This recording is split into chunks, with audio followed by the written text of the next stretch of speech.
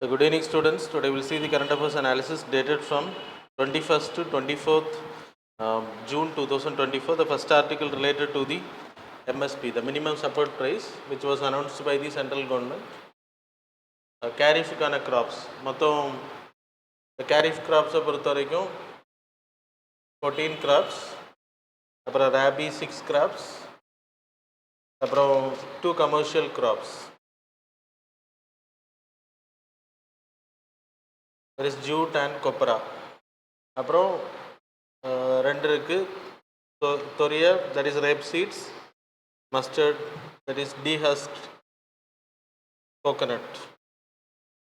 இது மொத்தம் 22 plus 2, that is this one. So இந்த MSP minimum support price பொறுத்த வரைக்கும் it was announced before the sowing period. அப்படின்னா விளைவிக்கிறதுக்கு முன்னாடி it will be announced by Cabinet Committee on Economic Affairs headed by the Prime Minister. அதுக்கு recommendation பண்ணக்கூடிய body CACPன்னு பேர், commission for agriculture cross pricing.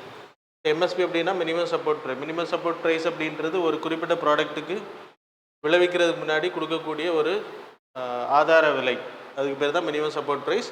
அப்போது விவசாயிகள் விளைவிக்கும் போது சப்போஸ் அவங்க ப்ராடக்டை மார்க்கெட்டுக்கு கொண்டு வரும்போது கம்மியாக இருந்தால் கூட இந்த மினிமம் சப்போர்ட் ப்ரைஸ் கிடைக்கும், இன்க்ரீஸ் ஆனால் அதுக்கான ப்ராஃபிட் கிடைக்கும். So that's about the thing. So there is a model called as A2 plus FL, அப்புறம் C2 மாடல்ஸ் ஆர் தேர். A2 அப்படின்னா இதோட input cost.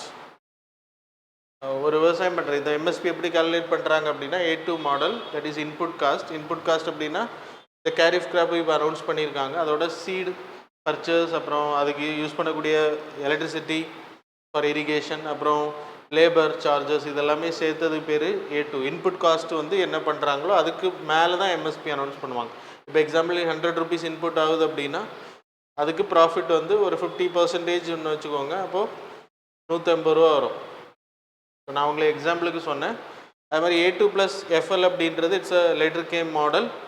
Input cost plus family labours. Family labours அப்படின்றவங்க salary இல்லாமல் work பண்ணுறவங்க, அவங்களுக்கான வருமானமும் அதில் ஆட் பண்ணப்படணும். ஏன்னா தேர் not employed like salaried employed கிடையாது. இங்கே இருக்கக்கூடிய எம்ப்ளாயிஸ் வந்து சேலரிடு எம்ப்ளாயிஸ். ஸோ வீட்டில் உள்ளவங்க ஒர்க் பண்ணுறாங்க, அவங்களுக்கும் அதையும் ஆட் பண்ணணும். அதுக்கு பிறகு தான் you need to give this.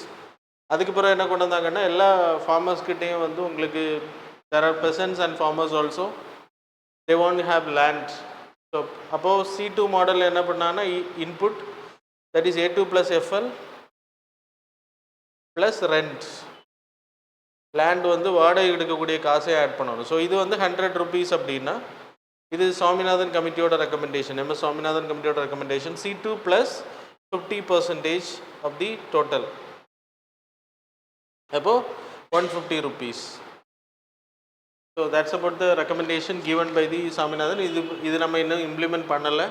இப்போதைக்கு நம்ம பண்ணக்கூடியது இதுதான், A2 plus FL மாடல். இப்போ இந்த 14 கிராப்ஸுக்கானது kharif season, that is monsoon சீசனுக்கு மழை ஆரம்பிக்கும் போது கல்டிவேட் பண்ணக்கூடியது. Rabi is a winter crop. Commercial crop normally it will be there, and zaid crop is also there. Zaid crop கிடையாது. இது கொஸ்டின்ஸ் ஒரு வாட்டி கேட்டாங்க, எந்தெந்த ப்ராடக்ட் இதில் வரும் அப்படின்றது கண்டிப்பாக தெரிஞ்சுக்கோங்க, இந்த numbers. And then this model is also important. Next article related to the Krishi சாக்கீஸ்னு பேர். லாக்பதி தீதீஸ் அப்படின்ற ஒரு கான்செப்டை லாஸ்ட் இயர் இந்த கவர்மெண்ட் இன்ட்ரடியூஸ். அப்படின்னா லட்சாதிபதி ஆக்குறது ரூரல் பெண்களை. ஸோ அது எதுக்கு அப்படின்னா இப்போ அனிமல் ஹஸ்பண்ட்ரி விவசாயிகளை அவங்கள ட்ரெயின் பண்ணி அவங்க லோக்கலைஸ்ட் ஏரியாவில் அவங்கள வந்து 60,000 80,000 வரைக்கும் ஏர்லி அவங்க அச்சீவ் பண்ணுறது, சம்பாதிக்கிற மாதிரியான ட்ரெயின்டு எம்ப்ளாயீஸாக மாற்றுறது. ஸோ அவங்க வந்து புதிய என்டர்பிரனர்ஸாக மாறலாம். சின்ன சின்ன கைவினை பொருட்கள் பண்ணுறது, அக்ரிகல்ச்சர் ரிலேட்டட் ஒர்க் பண்ணுறது, அது மாதிரி கால்நடைகளை வளர்க்குறது. அதன் மூலமாக இயர்லி வந்து அவங்க வந்து ஒரு 60,000 80,000 தட் இஸ் லட்சாதிபதியாக மாற்றுறது தான் லாக்பதி தீதீஸ் அப்படின்றது. இதை 12 ஸ்டேட்ஸில் இப்போ இம்ப்ளிமெண்ட் பண்ணாங்க. அது including Tamil Nadu, then it is Uttar Pradesh, மத்திய பிரதேஷ் எக்ஸெட்ரா. ஸோ அதில் வந்து இப்போ கிருஷி சாகீஸ் அப்படின்றது, கிருஷி சாகீஸ்னால் கிருஷி லெவலில் ட்ரெயின் பண்ணுறது, அனிமல் ஹஸ்பண்ட்ரி ரிலேட்டட் அந்த மாதிரியான ட்ரைனிங் கொடுக்குறது கிருஷி சாகீஸ்னு பேர். அதுக்கான சர்டிஃபிகேட் வந்து இஷ்யூ பண்ணியிருக்காங்க. கிட்டத்தட்ட 3 கோடி பேருக்கு வந்து இப்போது ட்ரைனிங் பண்ணணும் அப்படின்றது லாக்பதி தீதி ஸ்கீமில் குஜராத், தமிழ்நாடு, உத்தரப்பிரதேஷ், மத்திய பிரதேஷ் போன்ற ஸ்டேட்ஸில் 12 ஸ்டேட்ஸில் இது வந்து ஃபஸ்ட்டு பார்ட்டாக இன்ட்ரடியூஸ் பண்ணப்பட்டிருக்கு. ஏன்னா women empowerment is more important. Because உமன்ஸோட பங்களிப்பு அக்ரிகல்ச்சரில் ரொம்ப அதிகம். 80% of the rural women doing the work of agricultural related jobs. அப்புறம் ஃபீமேலோட பங்களிப்பு வந்து ஆல் ஓவர் இந்தியா 62.9% ஃபீமேல்ஸோட பங்களிப்பு அக்ரிகல்ச்சர் ரிலேட்டட் ஜாபாக இருக்குது. ஸோ எக்கனாமிக் சர்வே சொன்ன டேட்டா.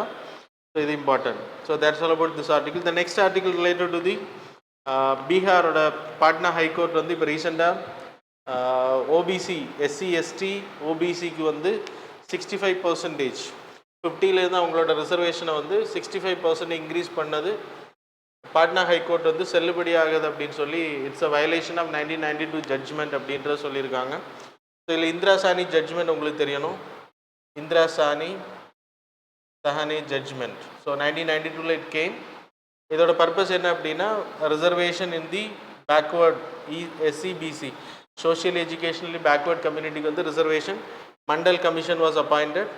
இந்த மண்டல் கமிஷனோட ரிப்போர்ட் அடிப்படையில் 1980 பீரியடில் தர்சன் விபி சிங் தலைமையிலான ஆட்சி இதை இம்ப்ளிமெண்ட் பண்ணாங்க. 27% reservation for the all the OBC backward community, other backward community அப்படின்றது. So 1992 91 when Narasimha Rao government came, they made some creamy layer concept in this 27%. So OBC creamy layer, non-creamy layer. Creamy layer na they having a salaried people, they are well settled people. Non-creamy layer அப்படின்னா they are below like settled category. அப்படின்னா ஒரு குறிப்பிட்ட 8 லட்சம் அப்படின்னா 8 லட்சம் வருமானத்துக்கு கீழே இருக்கிறாங்க. முன்னாடி 6 லட்சமாக இருந்துச்சு, இப்போ 8 லட்சமாக மாற்றிருக்காங்க. ஸோ இந்த 8 லட்சத்துக்கு கீழே வருமானம் மேனுவலாக இருக்கக்கூடியவங்க they are non-creamy layer. Creamy லேயர்னால் 8 லட்சத்துக்கு மேலே வருமானம் இருக்கிறவங்க இன்னையோட கான்செப்ட் படி அப்படி பிரிக்கப்பட்டுச்சு. அப்புறம் ஓசி கம்யூனிட்டிக்கு வந்து பேக்வேர்டு ஓசியில் லைக் எக்கனாமிக் ரிலேட்டடாக வீக்கர் செக்ஷனுக்கு வந்து 10% ரிசர்வேஷன் ஷுட் பி கிவன் அப்படின்ற கான்செப்ட் கொண்டு வந்தாங்க. ஸோ இதை தான் சேலஞ்ச் பண்ணாங்க, not this Mandal commission implementation கிடையாது. ஸோ இந்திரா சாணி ஜட்ஜ்மெண்ட்டில் என்ன சுப்ரீம் கோர்ட் சொல்லிச்சு அப்படின்னா they strike down the concept of 10% reservation. அப்புறம் 27% ரிசர்வேஷனில் creamy layer, non creamy layer வந்து இம்ப்ளிமெண்டேஷன் பண்ணுறது இட்ஸ் அ கரெக்ட் அப்படின்னு சொன்னாங்க. இன்னொரு கண்டிஷன் என்ன சொன்னாங்க அப்படின்னா நீங்கள் கொடுக்கக்கூடிய reservation what you are giving it should not cross 50% மேலே கிராஸ் ஆகக்கூடாது அப்படின்ற சொல்லியிருந்தாங்க. இன்னொன்று வந்து எஸ்சி எஸ்டி ரிசர்வேஷன் கொடுக்கறது என்ட்ரி பாயிண்ட்டுக்கு மட்டும்தான் அப்படின்னு சொல்லியிருந்தாங்க, நாட் ஃபார் தி ப்ரமோஷன். அதுக்கப்புறம் அமெண்ட்மெண்ட் பண்ணி அதெல்லாம் இம்ப்ளிமெண்ட் பண்ணியாச்சு. வாட் எவர் மேபி இந்த ஜட்ஜ்மெண்ட்டில் இந்த பாயிண்ட்ஸ் எல்லாமே சொல்லப்பட்டுச்சு. இப்போது பாட்னா ஹைகோர்ட் வந்து இந்த ஆர்டர் தான் சுட்டி காமிச்சிருக்காங்க. இப்போ 65%ன்றது வித்தவுட் வேலிடேஷன், அவங்க வந்து கரெக்டான ப்ராப்பர் ரிப்போர்ட் கொடுக்கல. பிகாஸ் தமிழ்நாட்டில் 65%, 68% நம்ம கொடுக்குறோம், சாரி 69% ஃபார் அதர் பேக்வேர்டு. ஏன்னா காரணம் என்னென்னா தமிழ்நாட்டில் இருக்கக்கூடிய பேக்வேர்ட் கம்யூனிட்டி பீப்புள் அதிகம் பாப்புலேஷன். பீகாரில் அப்படி கிடையாது. அதுக்கான வேலிட் ரிப்போர்ட்டை கொடுக்காம இம்ப்ளிமெண்ட் பண்ணியிருக்காங்க. மற்ற ஸ்டேட்ஸில் நிறைய ஸ்டேட்ஸில் 50 கிராஸ் பண்ணியிருக்காங்க. அதுக்கான வேலிட் ரிப்போர்ட்டை கொடுத்து பண்ணியிருக்காங்க அப்படின்றனால அது வந்து கேன்சல் பண்ணப்படலை. This was null and void இந்த act amendment. So that's about this article. The next article India Bangladesh relationship. இந்தியாவுக்கு ரீசெண்டாக பிரைம் மினிஸ்டர் தலைமையேற்றதுக்கு பிறகு Bangladeshi prime minister came again. So இந்தியாவுக்கும் பங்களாதேஷுக்குமான ரிலேஷன்ஷிப் 1971 லிபரேஷன் வார்லேருந்தே ஸ்டார்ட் ஆகுது. We are one before independence and then separated after independence. And then 1996 we signed a Ganga water sharing agreement. First water sharing agreement with the country நம்ம போட்டது. அதுக்கு பிறகு Teesta water disputes வந்து நமக்கும் பங்களாதேஷுக்கு நான் சொல்கிறேன். அது மாதிரி எக்கனாமிக் லைக் பார்ட்னர்ஷிப்பில் நம்ம பங்களாதேஷ் வந்து சவுத் ஈஸ்ட் ஏஷியன் கண்ட்ரீஸில் it's a top largest trading partner with India. கிட்டத்தட்ட நம்மளோட ட்ரேடிங் வந்து 15.96 பில்லியன். பங்களாதேஷ் வந்து இந்தியாவுக்கு எக்ஸ்போர்ட் பண்ணக்கூடிய கிட்டத்தட்ட $2 பில்லியன். அது மாதிரி செப்பா அக்ரிமெண்ட் சைன் பண்ணியிருக்கோம். That is a free trade agreement, comprehensive economic partnership agreements 2022 we signed with Bangladesh. இதெல்லாம் எக்கனாமிக்ஸ் படித்தவங்களுக்கு நல்லா புரியும். அதுதான் you people need to wait for the classes. And then LDC அப்படின்ற ஸ்டேட்டஸில் பங்களாதேஷ் இருக்குது, லீஸ்ட் டெவலப்டு கண்ட்ரி அது அப்படின்ற ஸ்டேட்டஸ். 2026 பிறகு அது வந்து டெவலப்பிங் கண்ட்ரியாக மாறுறதுக்கான வாய்ப்புகள் அதிகம். அதனால் அந்த ஸ்டேட்டஸ் இல்லை அப்படின்றப்போ ஃப்ரீ ட்ரேடிங் அக்ரிமெண்ட்ஸ் அவங்களுக்கு கிடைக்கக்கூடிய ஃப்ரீ கோட்டாஸ் இதெல்லாமே ஸ்டாப் பண்ணப்படுறதுக்கான வாய்ப்புகள் இருக்குது அப்படின்றது சொல்லப்படுது. இந்தியாவுக்கும் பங்களாதேஷுக்குமான பவர் எனர்ஜி ரிலேஷன்ஷிப் கிட்டத்தட்ட 1160 மெகாவாட்டுக்கான பவரை இந்தியாவிலேருந்து வாங்குறாங்க. அது மாதிரி நம்மளோட பவர் பிளான்ஸ் அங்கே இம்ப்ளிமெண்ட் பண்ணுறோம். அது மாதிரி Maitree super thermal power plan இந்தியாவும் பங்களாதேஷும் சேர்ந்து பண்ணக்கூடியது.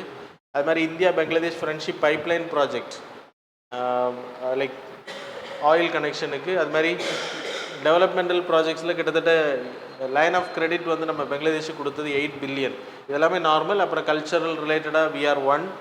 So there is a cultural center also inaugurated in this Dhaka cultural center. So இதெல்லாமே இம்பார்ட்டன்ட். தட் இஸ் முன்னாடி உள்ளது. இப்போ நமக்கு பங்களாதேஷ் இருக்கக்கூடிய இஷ்யூவில் டீஸ்டா ரிவர் வந்து நீங்கள் படிக்கணும். டீஸ்டா ரிவர் ஒரிஜினேட் ஆகிறது இந்தியாவில், தட் இஸ் இன் சிக்கிம். அந்த மேப்பை பார்த்துக்கோங்க.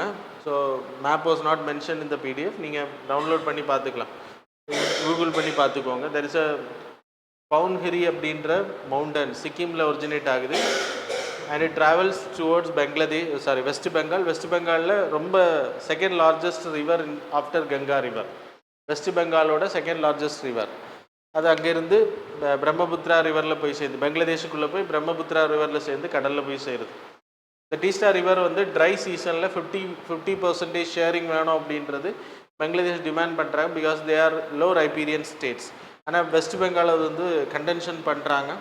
2012 நினைக்கிறேன் மன்மோகன் Singh went to sign. But Mamata Banerjee வந்து சீஃப் மினிஸ்டர் அக்செப்ட் பண்ணல. அதுக்கு பிறகு அதுக்கான டிஸ்பியூட்ஸ் வந்து கண்டினியூ ஆகிட்டே இருக்குது. இப்போது அவங்க வந்தப்போ அதை கோரிக்கை வச்சுருக்காங்க 50% பாதி ட்ரை சீசனில் பங்களாதேஷில் டீஸ்டா வாட்டர் வந்து எங்களுக்கு ஷேர் பண்ணணும் அப்படின்றது. So that's about this article. The next article, there is a amphibian, show the image, striped caecilian. இது வந்து ஐடென்டிஃபை பண்ணியா காசிரங்கா நேஷ்னல் பார்க்கில். Kaziranga national park in Assam. இது சிலிண்ட்ரிக்கல் ஷேப்பில் ஸ்ட்ரைப்டு இருக்குது, அதனால தான் ஸ்ட்ரைப்டு செசிலியன் பேர்.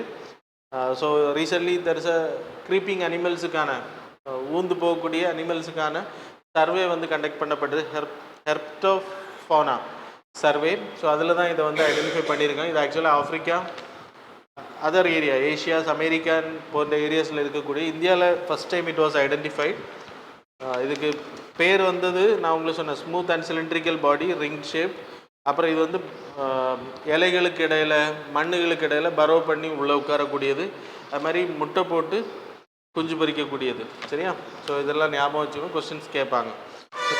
காசிரங்கா நேஷ்னல் பார்க்கை பொறுத்தவரை இட்ஸ் அண்ட் பிரம்மபுத்திரா ரிவர் வந்து இதை ரெண்டாக டிவைட் பண்ணுது. காசிரங்கா நேஷ்னல் பார்க் அந்த one horn rhinoceros is famous in this area. UNESCO heritage சைட்டாக இது வந்து 1985 இட் வாஸ் அனௌன்ஸ்ட். அப்புறம் இது நேஷ்னல் பார்க் 1974 அதுக்கு முன்னாடி. அப்புறம் இன்டர்நேஷ்னல் பேர்ட் ஏரியாவும் இது இருக்குது. So that's about this article. The next article யுனெஸ்கோவோட கிரியேட்டிவ் சிட்டிஸ் நெட்வொர்க். இது வந்து ஏற்கனவே வந்தது தான், திருப்பி இது நியூஸில் வந்திருக்கு. That's it. So I was added. ஸோ இதில் என்ன பண்ணால் கேரளாவில் இருக்கக்கூடிய கோழிக்கோடு லிட்ரேச்சர் சிட்டியாக வந்து ஆட் பண்ணியிருக்காங்க. அது ஃபார்மலாக அனௌன்ஸ்மெண்ட் வந்திருக்கு. That's it came in news. UNESCO creative cities network 2004 it was created. அதில் 7 கேட்டகரிஸில் craft, folk art, media art, அப்புறம் ஃபிலிமு, கேஸ்ட்ரானமி, லிட்ரேச்சர், மியூசிக் அப்படின்ற 7 அடிப்படையில் அவங்க வந்து ஹெரிட்டேஜ் சைட்ஸ் கொடுக்குறாங்க, கிரியேட்டிவ் சிட்டிஸ் நெட்வொர்க் கொடுக்குறாங்க. அதில் இந்தியாவில் we already having Srinagar, Jaipur, Mumbai as a film city, அப்புறம் Chennai, Gwalior, Varanasi as a music city. அது மாதிரி ஹைதராபாத். இப்போ கோழிக்கோடு வந்து அனௌன்ஸ் பண்ணி குவாலியர் மியூசிக் சிட்டியும் கோழிக்கோடும் சேர்த்து அனௌன்ஸ் பண்ணுறாங்க. ஆனால் ஃபார்மல் ரெகக்னைசேஷன் இப்போ தான் பண்ணியிருக்காங்க. That's it came in news. So இதை படிச்சுக்கோங்க, very important. The next article related to the reusable launch pushback launch vehicle. அது 3rd டெஸ்ட் வந்து பண்ணியிருக்காங்க. Reusable launch vehicle. நம்ம லான்ச் வெஹிக்கிள்ஸை பொறுத்த வரைக்கும் நார்மலாக நமக்கு பிஎஸ்எல்வி, ஜிஎஸ்எல்வி எல்லாமே 4 ஸ்டேஜ் 3 ஸ்டேஜ் இருக்கும், சாலிட், லிக்விட், சாலிட் அப்படின்றது. ஆனால் இந்த லான்ச் வெஹிக்கிளை பொறுத்த ரீயூசபிள் லான்ச் வெஹிக்கிளை பொறுத்த வரைக்கும் ஒன்லி 2 ஸ்டேஜஸ். ஃபஸ்ட்டு ஸ்டேஜ் வந்து இதை புஷ் பண்ணி அட்மாஸ்பியருக்கு வெளியில் விட்டுட்டு அது ரிட்டர்ன் ஆகும். இந்த ரிட்டர்ன் ஆகி வரக்கூடியதை நம்ம வந்து ஒரு ஃப்ளைட் லான்ச் பண்ணுற மாதிரி லேண்ட் பண்ணுறது, இல்லைன்னா தண்ணிக்குள்ளே உள்ள வைக்கிறது தான் இந்த ரீயூசபிள் லான்ச் வெஹிக்கிள் அப்படின்ட்டு. திருப்பியும் அடுத்த லான்ச்சுக்கு நம்ம பயன்படுத்த முடியும். செகண்ட் ஸ்டேஜ் வந்து சேட்டலைட்டை எடுத்துகிட்டு போயிடும். ஃபஸ்ட்டு ஸ்டேஜ் வந்து அட்மாஸ்பியருக்கு வெளியில் கொண்டு விட்டுட்டு அது கீழே வரும். அதை வந்து நம்ம லேண்டில் லேண்ட் பண்ணுறது. ஒன்றி லேண்ட் பண்ணணும், இல்லைன்னா ஃப்ளைட் நம்ம லேண்ட் பண்ணுற மாதிரி லேண்ட் பண்ணணும், இல்லைன்னா தண்ணியில் உள்ள வச்சு அதை ரீயூஸ் பண்ணுறது. இது அமெரிக்கா போன நாடுகள் இதை கைவிட்டுட்டாங்க. இந்தியா இப்போ 3 வாட்டி டெஸ்ட் பண்ணி நிறைய மாடலில் டெஸ்ட் பண்ணி winged etcetera. That is not important. Push back is related to reusable launch vehicle. ஞாபகம் வச்சுக்கோங்க. த நெக்ஸ்ட்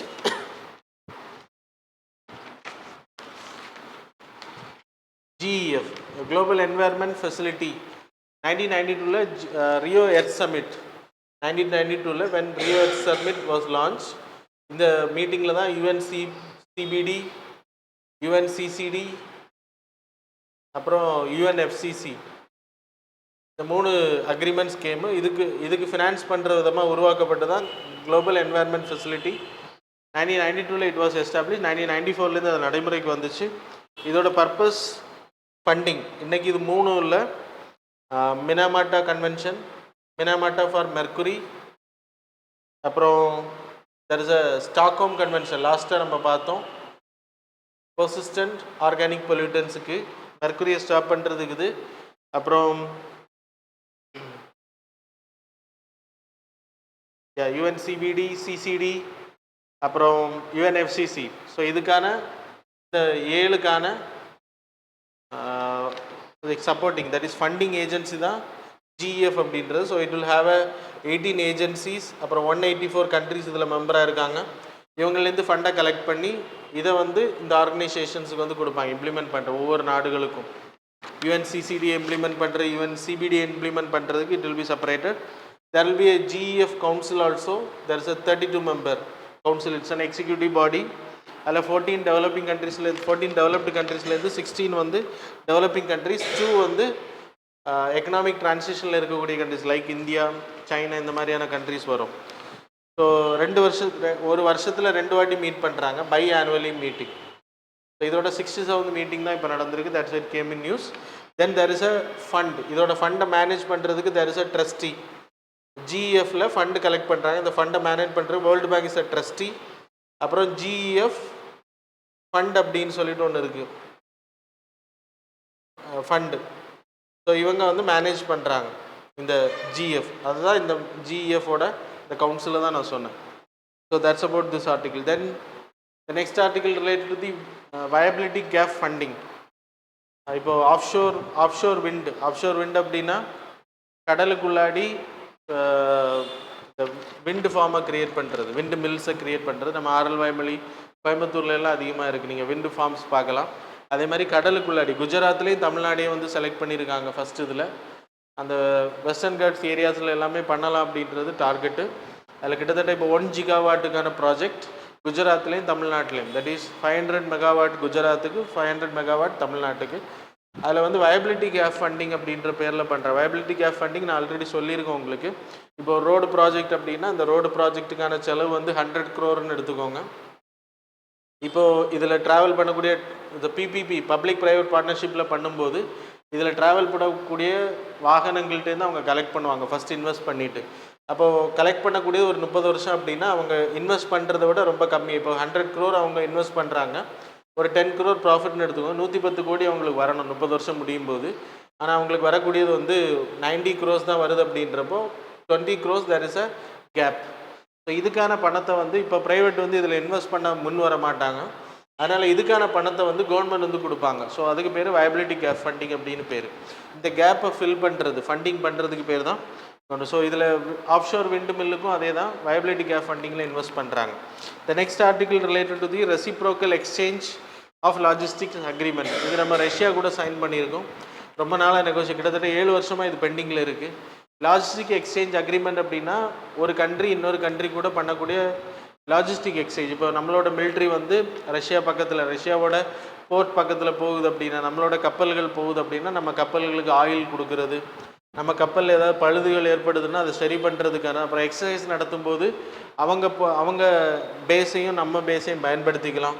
அது மாதிரி வார் டைம் பீரியட்லேயும் ஃபியூல் ஃபில் பண்ணுறதுக்கு எல்லாமே அது அக்ரிமெண்ட்டை பொறுத்து. கிட்டத்தட்ட US கூட we having LEMOA agreement, logistic exchange memorandum of agreement. அது மாதிரி ஜப்பான் கூட சைன் பண்ணியிருக்கோம், ஆஸ்திரேலியா கூட சைன் பண்ணியிருக்கோம், அப்புறம் ரஷ்யா கூட பண்ணியிருக்கோம். இப்போ இது இப்போ ஃபைனல் ஆல்ரெடி டிராஃப்டில் இருக்குது, இன்னும் ஃபுல் ஃப்ளெஜ்டாக வரல. ஃபைனலைஸ் பண்ணிட்டாங்க டிராஃப்ட் எதை எதை சைன் பண்ண போகிறோம். இனி இரு நாட்டு தலைவர்களும் அதை ஒப்பந்தம் பண்ணுவாங்க. அதன் மூலமாக அது இம்ப்ளிமெண்டேஷனுக்கு வரும். So joint exercise, training of disaster relief, HADR இதுக்கெல்லாமே வந்து பயன்படுத்திக்கலாம். அது மாதிரி கப்பல்கள், போக்குவரத்து கப்பல்கள் போகும்போது என்ன ஃபில் இதுக்கெல்லாமே அந்தந்த கண்ட்ரிஸ் ஒரு செலவு மெயின்டைன் பண்ணுவாங்க, ஒரு டேட்டா வந்து மெயின்டைன் பண்ணுவாங்க. அதில் எந்த கண்ட்ரிஸ் கொடுக்கணுமோ அதை வந்து எக்ஸ்சேஞ்ச் பண்ணிப்பாங்க. So that's about this article.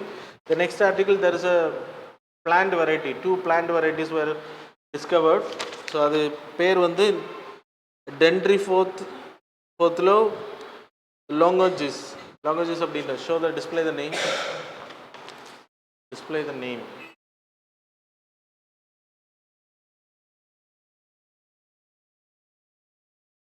Yeah.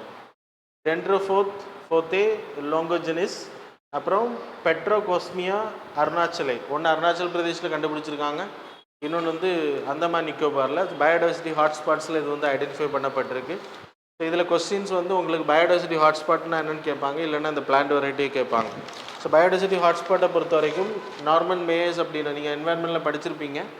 1989 this concept was introduce. Norman mayor அப்படின்ற பர்சன். இதில் கண்டிஷன் என்ன அப்படின்னா, ஒரு பயோடைவர்சிட்டி ஹாட்ஸ்பாட், 8 பயோடைவர்சிட்டி ஹாட்ஸ்பாட் தான் வேர்ல்டில் இருக்குது. அதில் இந்தியாவில் 4 இருக்குது. அது நம்ம தெரிஞ்சுக்கணும். இது கண்டிஷன் என்னென்னா 1500 வாஸ்குலர் பிளான்ட்ஸ் இருக்கணும் அந்த ஏரியாவில். அதில் 70% தே ஆர் இன் த்ரெட்னிங்கில் இருக்கணும். இந்த 2 கண்டிஷனை சாட்டிஸ்ஃபைடு ஆகுது அப்படின்னா அந்த area endemic vascular plants, that is condition. அந்த கண்டிஷன் சாட்டிஸ்ஃபைடு ஆகுது அப்படின்னா that area will be called as biodiversity hotspot. இந்தியாவை பொறுத்த வரைக்கும் நமக்கு மொத்தம் ஹிமாலயன் ஏரியாஸ், அப்புறம் வெஸ்டர்ன் காட்ஸ் வந்து ஸ்ரீலங்கா வரைக்கும் வெஸ்டர்ன் காட்ஸு ஸ்ரீலங்கா வரும். அப்புறம் பர்மா, இண்டோ பர்மா, அப்புறம் சுமத்ரா, சுண்டாலேண்ட், அப்படி 4 அந்தமான் நிக்கோபார் வர்றதுனால இந்த 4 பயோடைவர்சிட்டி ஹாட்ஸ்பாட் இந்தியாவில் இருக்குது. ஸோ இது கொஸ்டின்ஸ் கேட்பாங்க, யார் இன்ட்ரடியூஸ் பண்ணால் கான்செப்ட் என்ன. So that's all about the current affairs. Now we will move on to the MCQs. Question number 1. With reference to the ancient Nalanda University, which of the following statements are correct? Statement number 1, it was established in 5th century by Gupta rulers Skandagupta I. Statement number 2, the site after its decline was first discovered by Sir Francis Buchan. Select the correct answer using the code given below. Options are A1 only, B2 only, C both, D neither. Question number 2, what is the primary purpose of the angel tax? Statement number 1, it was first introduced in 2012. Statement number 2, it is levied when an unlisted company issues shares to an investor at a price lower than its fair market value. Options are A1 only, B2 only, C both. So options வந்து இது பழைய கொஸ்டினோட answer were listed here. So option நான் சொல்கிறேன், A1 only, B2 only, C both, D neither. Question number 3, consider the following statements. Statement number 1, the Speaker pro tem is appointed by President of India. Statement number 2, the main duty of the Speaker pro tem is to conduct the first meeting of the newly elected Lok Sabha. Statement number 3, the Speaker pro tem administers the oath to new members of the Lok Sabha. How many of the above statements these are correct? Options are A only 1, B only 2, C all the 3, D none of the above. Question number 4, in the context of Indian Parliament, who administers the oath to the pro tem Speaker of the Lok Sabha? Options are A, President of India, B, Prime Minister of India, C, Chief Justice of India, D, the Secretary General of Lok Sabha. Question number 5, consider the following statements. Statement number 1, Bhitarkanika Wildlife Sanctuary. Second statement la Sundarban Delta. Third one, the Andaman Nicobar Islands.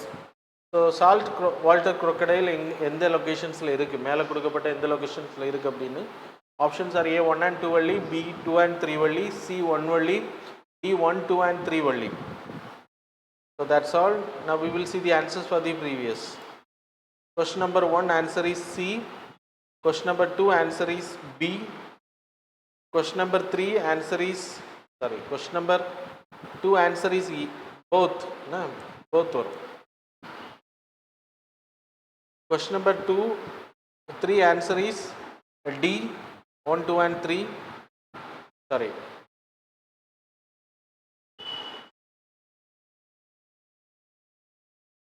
First வந்து pitch black United states, அது correct. Red ஃப்ளாகும் United states தான், it's not China. So third correct. இது ஆக்சுவலாக third, இது third, இது second, இது first. அப்போ first 1 and 3 is correct. சரியா? So that's all. Then fourth வந்துட்டு B only 2 is the correct. only 2. Fifth வந்துட்டு D 1, 2 and 3. So that's all about the current affairs and MCQ. Thanks a lot for joining with us.